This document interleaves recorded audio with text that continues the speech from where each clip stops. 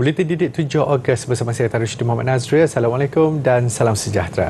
Kementerian Pendidikan KPM bermatlamat melahirkan pelajar yang kali semasa hadapan dan mampu berdaya saing selepas tamat peperiksaan Sijil Pelajaran Malaysia SPM. Ke arah itu, KPM melatih kumpulan kaunselor di sekolah untuk membimbing pelajar memahami keperluan majikan dan mengenal pasti peluang serta hala tuju masa hadapan. Menteri Kanan Pendidikan Datuk Dr. Razzie Jidin berkata perancangan yang menyeluruh adalah penting dalam menyediakan pelajar yang lebih bersedia selepas tamat persekolahan. Apa yang paling penting adalah kita di kementerian menyediakan murid ini. Jadi di peringkat sekolah lagi kita dah sediakan mereka apakah ruang-ruang untuk mereka sambung, mereka belajar esok-esok. Sebab itu di sekolah pun kita latih kaunselor-kaunselor kita untuk faham apakah keperluan employment, keperluan majikan pada masa yang akan datang. Jadi bila habis peperiksaan SPM, anak-anak ini dah tahu. Kalau nak buat teknikal, dia pergi ke mana? Kalau dia nak minat sains, dia pergi ke mana? Guru-guru akan terus membantu anak-anak ini bagi memastikan supaya mereka faham apakah perjalanan yang terbaik untuk masa depan mereka. Datuk Dr. Razzie mengulas laporan media yang menyentuh hampir 390,000 atau 72.1% lepasan SPM memilih untuk tidak menyambung pelajaran. Laporan itu berdasarkan kaji selidik yang dijalankan Jabatan Perangkaat. Ia perolehan data yang dikaji pada tahun 2019 namun trend berkenaan dipercayai berterusan sehingga tahun 2021. Antara faktor utama yang digariskan sebagai alasan tidak berminat menyambung pelajaran adalah terpengaruh dengan pempengaruh di media sosial selain beranggapan belajar tinggi bukan jaminan mendapat pekerjaan lebih baik. Justru jelas Datuk Dr. Razzie KPM akan berusaha membudayakan bidang sains, teknologi, kejuruteraan dan matematik STEM dalam mempelbagaikan pilihan kerjaya dan minat kepada pelajar. Dalam pada itu, Langkawi bakal memiliki sekolah menengah ke-9 dengan pembinaan Sekolah Menengah Kebangsaan SMK Bohor Jaya yang dijangka siap pada Januari 2025 nanti. Sekolah baru yang menelan kos RM59 juta itu bakal memiliki 30 bilik darjah sekaligus mampu menampung hingga 900 pelajar. Datuk Dr. Razzie Jidin berkata kedudukan SMK Bohor Jaya berhampiran dengan jalan utama dari Bandar Kuah ke lapangan terbang antarabangsa Langkawi. Justru pembinaan sekolah ini mampu mengurangkan kepadatan pelajar di sekolah berhampiran. Ia memiliki keluasan tanah 12 ekar dan bakal dilengkapi kemudahan sukan lengkap merangkumi padang bola, trek balapan serta gelanggang bagi sukan badminton, sepak takraw, bola tampar, bola keranjang dan bola jaring. Dan sekolah menengah yang terakhir dibina di Langkawi adalah SMK Kelibang, iaitu pada tahun 2005. Selepas 17 tahun, inilah sekolah menengah yang berikutnya yang kita bina di Langkawi untuk penduduk Langkawi. Dan kosnya adalah bukan sedikit, RM59 juta. Majlis Pecah Tanah Projek Pembinaan SMK Bohor Jaya dilakukan di SMK Kedawang pagi tadi dan dirasmikan oleh Datuk Dr. Razzie. Beliau turut melawat tapak pembinaan sekolah berkenaan bersama rombongan Jabatan Pendidikan Negeri JPN dan Jabatan Kerja Raya JKR. Di Langkawi terdapat 6 buah sekolah menengah kebangsaan, manakala 2 lagi sekolah ialah College Vocational dan Sekolah Menengah Kebangsaan Agama. Sementara itu, pada perkembangan berbeza, KPM sedang berbincang dengan Kementerian Keuangan MOF untuk menetapkan kadar baharu rancangan makanan tambahan RMT di sekolah. Datuk Dr. Razzie Jidin berkata pihaknya sentiasa memperjuangkan perkara terbabit. Kita usahakan untuk kita bawa kepada pihak Kementerian Keuangan yang mana Kementerian Keuangan akan tentukan. We have been fighting for RMT ini, kita tahu ada keperluan, namun begitu kita ambil kira kekangan keuangan kerajaan dan kita sentiasa berbincang dengan Kementerian Keuangan berkaitan dengan hal ini. Kadar semasa RMT adalah sebanyak RM2.50 di semenanjung Malaysia serta RM3 di Sabah, Sarawak dan Labuan. Kadar terbabit digunakan pada tahun 2016. KPM sentiasa menambah baik program RMT dari semasa ke semasa termasuk melaksanakan pemberian susu 2 kali seminggu kepada murid sekolah rendah sejak 1980-an melalui program susu sekolah. Pementasan dan lakonan dalam teater adalah satu proses pembelajaran. Melaluinya, ia bukan sahaja menggalakkan pertumbuhan minat dan bakat laku murid, malah murid dibimbing menggunakan laras bahasa mengikut kesesuaian aktiviti yang menjadikan proses pembelajaran lebih menyeronokkan. Segmen aktiviti minggu ini meninjau pementasan teater oleh pelajar Kolej Vocational KV Gombak. Laporannya bersama wartawan pelatih Zaid Shah Zulkarnain. Teater yang bertemakan musikal komedi bertajuk Alahai Menantu ini diarah dan dibintangi sepenuhnya oleh pelajar KV Gombak. Persiapan yang mengambil masa 4 bulan bermula dengan peringkat uji bakat, persiapan prop hingga ke latihan intensif para pelakon. Menurut pengarah bahagian pendidikan dan latihan Technical Vocational KPM, Zanariah Ahmad, aktiviti luar bilik darjah seperti ini amat penting dalam mencungkil potensi murid event. Aktiviti teater dan lakonan juga merupakan salah satu teknik pengajaran yang digunakan dalam pembelajaran dan pengajaran untuk menarik murid berinteraksi dan berkomunikasi dengan lebih baik. Adalah dapat mengembangkan bakat mereka dan juga selaras dengan nilai sekolah studi sejahtera, dapat melahirkan nilai-nilai positif seperti dia berani, mempunyai bekerjasama dan juga menjiwai, dan yang paling penting sekali ialah kita nak lahirkan bahawa dia sayang kepada kolej ini dan seterusnya bahawa dia nampak bahawa TVET itu mempunyai bidang yang sangat luas.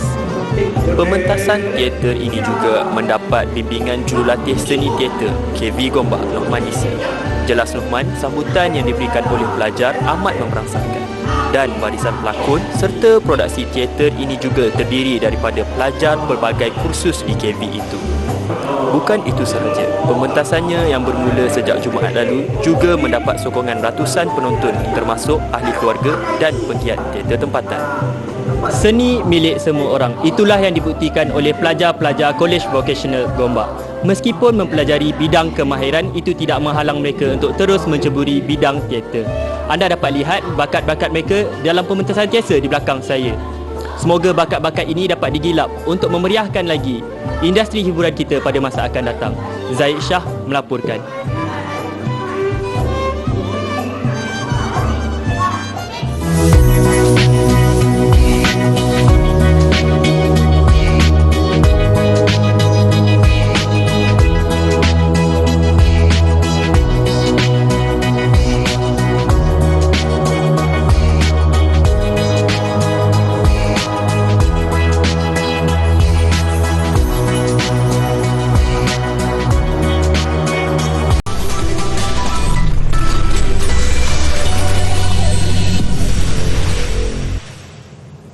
Bertemu kembali. 12 orang pelajar Fakulti Sains Sosial dan Kemanusiaan Universiti Malaysia Sabah UMS meraih Grant Project for Happiness bernilai RM4,000 daripada My Starfish Foundation. Pelajar program Sosiologi dan Antropologi itu berjaya mencuri perhatian dalam program perkongsian idea projek bertajuk Reading in Paradise. Reading in Paradise merupakan projek bertujuan meningkatkan kualiti pendidikan SDG 4 dalam kalangan pelajar sekolah rendah luar bandar. Melalui projek ini, sudut bacaan luar ditempatkan di SK Kokol, Menggatal untuk kemudahan pelajar menjalankan aktiviti membaca. Pastinya, geran yang diterima ini dapat membantu kumpulan ini melancarkan kempen pembiayaan dan awam sebagai dana tambahan projek Reading in Paradise yang juga bertujuan mendidik pelajar mencari inisiatif sendiri daripada pelbagai sumber selain meningkatkan kemahiran insaniah pelajar. Kajian semula kadar elang pelajar tajaan Majlis Amanah Rakyat MARA sudah siap sepenuhnya dan dijangka akan dibentangkan kepada Kabinet pada hujung Ogos ini. Menteri Pembangunan Luar Bandar dan Wilayah Datuk Seri Mahathir Khalid berkata, kajian tersebut bukan hanya melibatkan pelajar di luar negara, malah untuk pelajar dalam negara juga.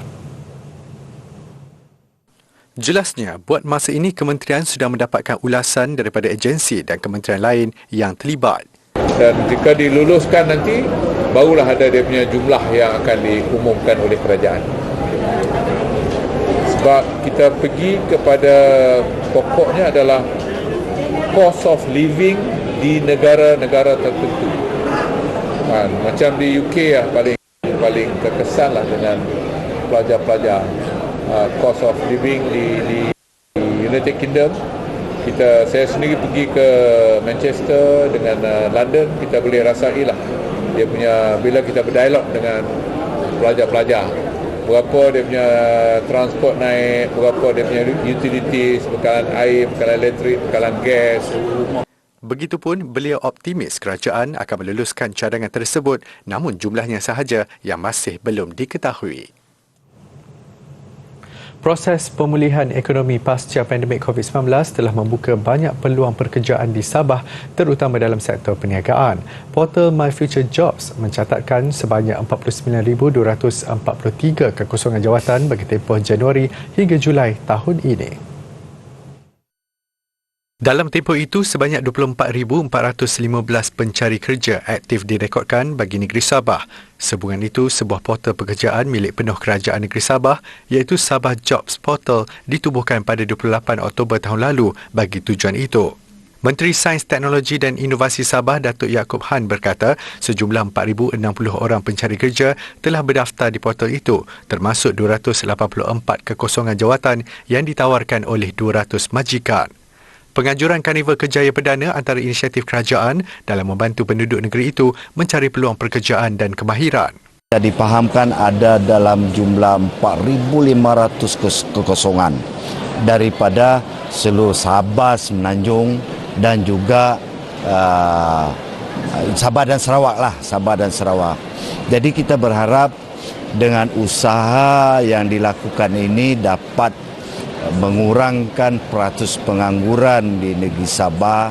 Beliau berkata demikian ketika merasmikan Karnival Kerjaya Perdana Tawau 2022. Hasil daripada penganjuran 4 siri karnival tersebut, sebanyak 13,313 kekosongan jawatan telah ditawarkan.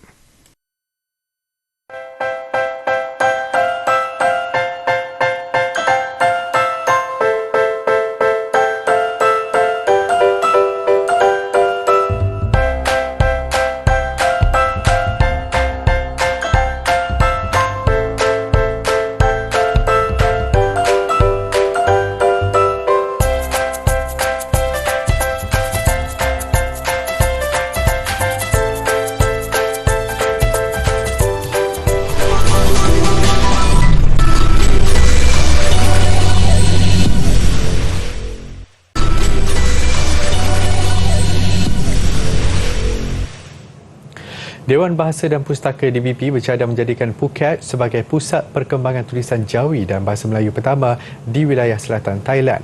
Ketua Pengarahnya Datuk Abang Salihuddin Abang Syukran berkata sebagai langkah awal pihaknya akan melatih munsyir Jawi iaitu guru tulisan Jawi dalam kalangan penduduk tempatan untuk mengajar sistem ejaan Jawi terkini dengan lebih sistematik. Terdahulu, Raja Muda Perlis Tuanku Said Faizuddin Putra Jamalulal berkenan menyampaikan pelak lawatan program Ziarah Mahabah 2022 kepada wakil peserta Jawi DBP yang terdiri daripada guru sekolah sekitar Phuket. Baginda yang juga merupakan Yang di-Pertua Majlis Agama Islam dan Adat Istiadat Melayu Perlis Maibs berkata pada peringkat permulaan pihaknya akan memberi fokus kepada usaha di Phuket terlebih dahulu sebelum diperluaskan ke Krabi, Ranong, Phuket, Pangah, Trang dan Satun. Abang Salihuddin berkata kebanyakan daripada masyarakat di Phuket sudah mempunyai asas penulisan Jawi. Manakala tujuan DBP pula untuk mendedahkan sistem baharu ejaan tulisan Jawi yang digunakan di Malaysia. Melihat kesusahan bapanya yang berkerusi roda untuk berjumpa Dr. Gigi, seorang pelajar kejuruteraan Palestin di semenanjung Gaza, mereka unit pergigian mudah alih daripada bahagian perkakas yang dikitar semula.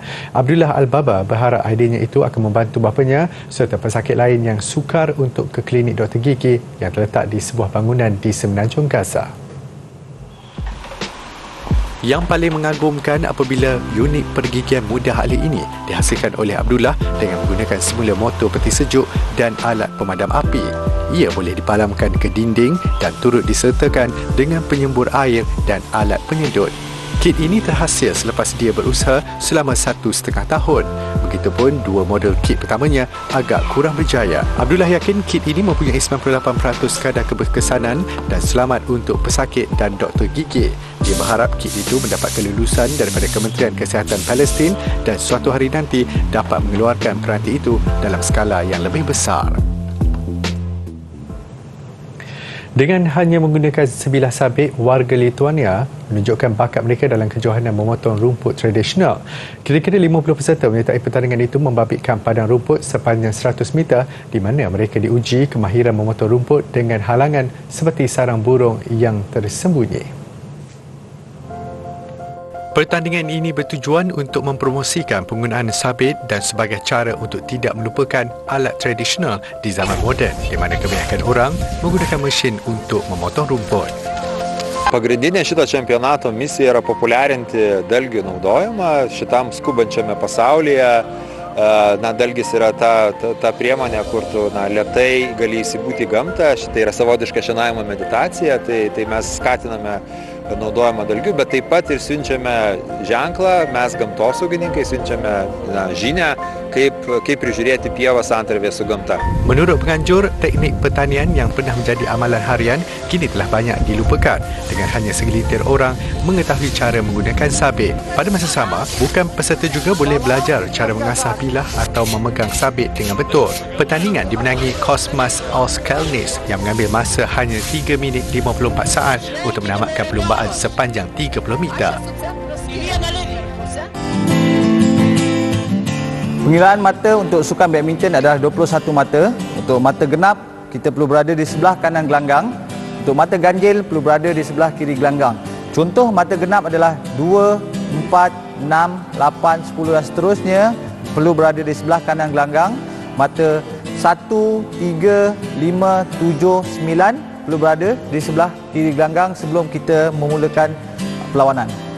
Okey, contoh mata genap adalah 2-0. Contoh 2-0, kita perlu berada di sebelah kanan gelanggang. Kita diri dan kita serve. Okey. Untuk mata ganjil, contoh 5-0, kita perlu berada di sebelah kiri gelanggang. Kita serve.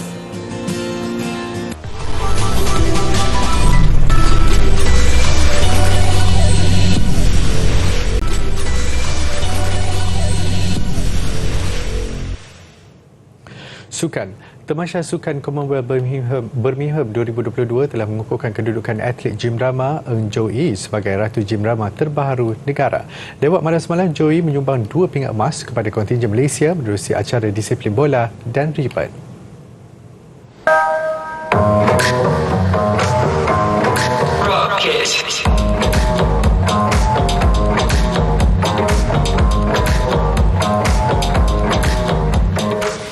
Aksi Joey dalam disiplin bola jelas paling memukau berbanding semua 7 peserta lain. Lebih mengejutkan apabila dia baru berusia 16 tahun dan ini adalah penampilan pertamanya di Tamasya Sukan Commonwealth. Dia pantas mengubah kesilapannya dalam acara all-round individu apabila sekadar menduduki tempat ke-5 sehari sebelum itu. Berikutan itu, juri memberikannya jumlah mata tertinggi, 29.700 mata. Ia juga membolehkan Joey meraih pingat emas pertama. Acara ribbon satu lagi pingat emas diperolehi Joey apabila turut mengumpul mata tertinggi juga 29.700 mata. Very happy because I didn't expect I can get 2 gold medals here because this is my first Commonwealth Games. I crying when I get the first place just now, but it's happy crying. Turut membanggakan apabila seorang lagi Jim Rama negara, Izzah Amzan, memperoleh pingat gangsa dalam disiplin berlantang. Bersyukur, sangat bersyukur sebab kalau semua orang tahu 4 tahun lepas Izzah tak balik dengan medal sendiri. So kali ini memang Izzah nak buat yang terbaik. First of all, of course nak buat yang terbaik kan, and medal tu bonus. So dapat, of course lega.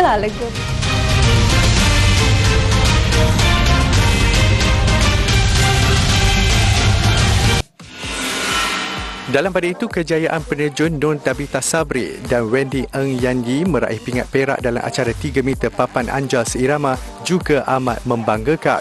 Tamat 5 terjunan, Nur Tabitha dan Yan Yi mengumpul 299.85 mata. Pingat emas dimenangi gandingan dari Australia Madison Keeney dan Annabelle Lou Smith 316.53 mata.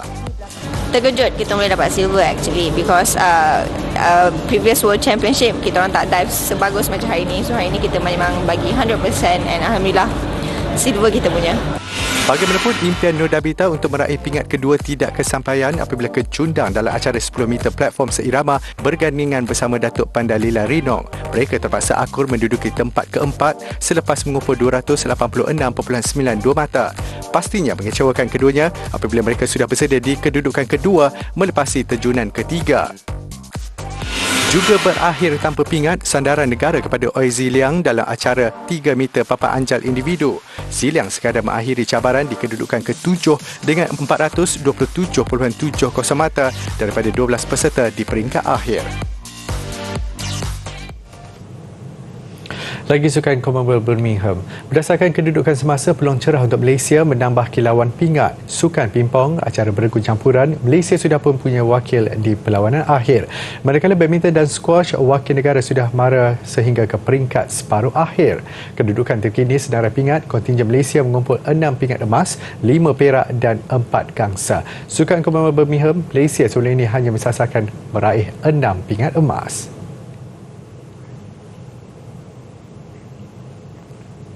Piala FA. Seri satu sama selepas tamat masa sebenar permainan, Terengganu mengesahkan tempat ke perlawanan akhir apabila menyingkirkan Selangor 4-2 menerusi penentuan sepakan penalti. Saingan sengit sebaik wisa permulaan. Hasil satu hantaran lintang oleh pemain pertahanan Quintin Cheng dan penyudah daripada Nur Hakim Hassan, pasukan pelawat Selangor pertama memecah kebutuhan gol.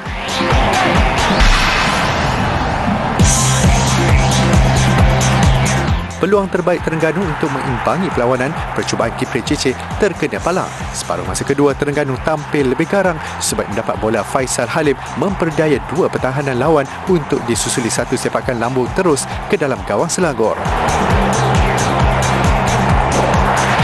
Peluang Terengganu untuk di depan, percubaan Papa Diakite diselamatkan penjaga gol Selangor Sam Somerville. Penentuan sepakan penalti, penjaga gol Rahadi Azli Lahanin muncul wira Terengganu apabila menyelamatkan dua sepakan penalti Selangor menerusi Alif Haikal dan Diazan Al-Arab. Keputusan sah milik Terengganu apabila sepakan penalti Muhammad Syahrul Nizam Ros Hasni gagal dibaca penjaga gol Selangor Somerville. Menang 4-2, Terengganu bakal berdepan Johor Darul Takzim JDT pada perlawanan akhir. Kejohanan Badminton Jelajah Remaja Elit 2022 menutup tirainya hari ini menerusi pusingan akhir di Stadium Juara Bukit Kiara. Ia menyaksikan Lok Hong Kwan dan Siti Zulaikha Azmi mengesahkan status selaku juara perseorangan lelaki dan perempuan bawah 16 tahun. Aaron Tai Kang Kai Sing pula memenangi beregu lelaki diiringi Carmen Ting Ong Sing Yi. Ling Boon Lei mengerangkul kemenangan perseorangan lelaki bawah 14 tahun diikuti Genevieve Lim menjuarai acara perempuan. Turut diadakan ialah kategori bawah 12 tahun.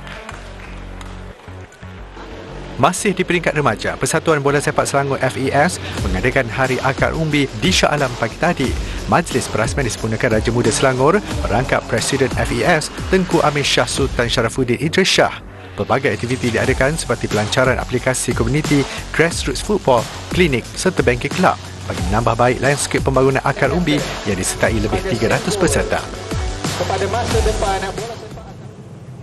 Festival Mendayung di St. Petersburg, Rusia mengakhiri Buletin Didik. Acara tahunan yang diadakan buat kali ke-7 ini disertai lebih 5,000 orang. Saya Tarusydi Muhammad Nazri, salam hormat dan jumpa lagi.